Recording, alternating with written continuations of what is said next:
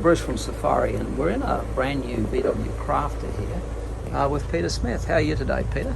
Never better, Bruce, never better. So you can see he's built this frame here, and then we've put the whole system in there. On the board there, we've got the 348, we've got our usual story here. I've got the induction here burning away. We're getting 412 watts of solar. And the alternator, yes, we have a Scotty down in here that you can see, and that alternator power matching with the AC loads. We're now going to turn the heat gun on. So Peter's turned the heat gun on now.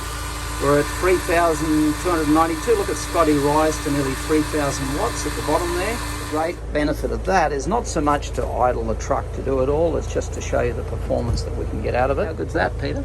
Perfect. Thank you. Peter has our gold online support, so we can watch him after he leaves, and look at this, the battery fully charges within 2 hours of leaving Coomera. How good's that?